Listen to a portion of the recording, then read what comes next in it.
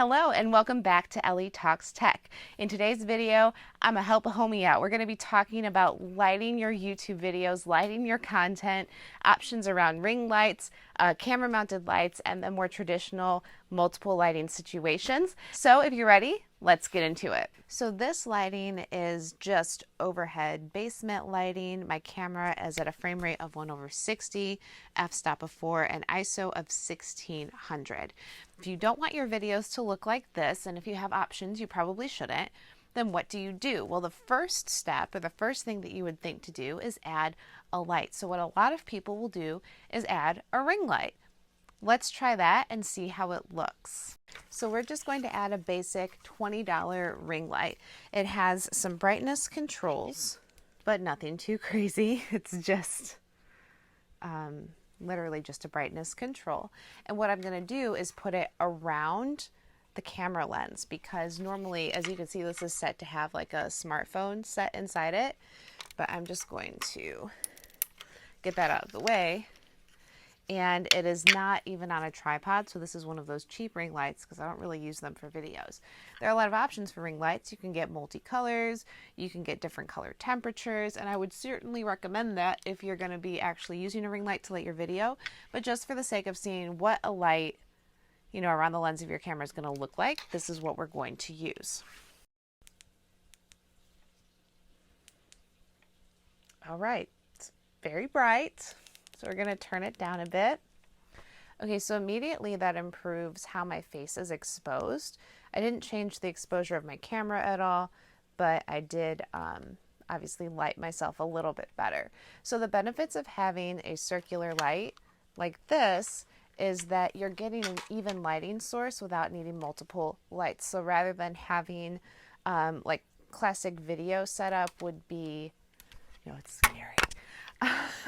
Classic video setup would be having a somewhat straight on light and then maybe two key lights to sort of fill the rest of the space and prevent shadows.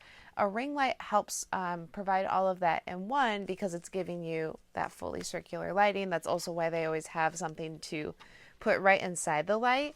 It's so that your camera has an even exposure. So if you're adding one light, a ring light is a really good option. Another really good option is a light that might mount on the back of your camera. It's a hot shoe mount, and we're gonna take a look at that next. So this light by Neuer is something that I have used to light a lot of my clients' videos over the years. But we're gonna take a look at how it works as a hot shoe mount. So this would actually connect to the top of the camera, and we would mount it so that it's directly facing the subject. Now, this is a bigger light. It's not something that I normally use as a hot shoe, so it is a little bit bright. It's going to be strong for this use. So this has controls on the back, or it's remote controlled. I'm going to use the controls on the back to turn it on and then turn it down.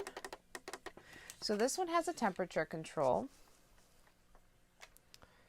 And as I mentioned, it's a little too big to be used this close. You can see it's extremely bright. So I'll just expose it down a bit.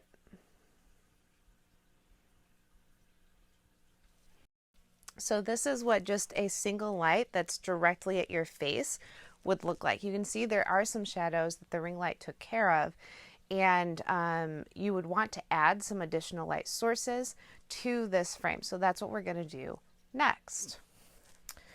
And then this is a traditional lighting situation. It's a little overexposed. So just so you know, I just switched this lighting to ISO 100, and then the other rates are the same. So now we're getting a little bit better even lighting from all sides. But if you really want to spice up your background, what you would do is add a light behind you to kind of create that distance. That's the third step. Once you have evenly lit your subject, you're going to want to create some visual interest by adding some backlighting. So I'm just going to turn on one light to sort of light up the pictures behind it. So if you're looking to create a really well-lit video, this is how you do that. Of course, like you saw, you can make things work with just overhead lighting, a single ring light, a single camera mounted light, or this tri-lighting situation that I have going on with a single straight on light and then two off to the sides. Or you can add a backlight for a little bit more visual interest. I hope this helped. As always, thank you for watching. If you're interested in learning more about video lights, you can watch out that suggested video and hit subscribe if you want to stick around for more tips around content creation, video equipment, lighting equipment, and sound equipment. I hope to see you back here real soon.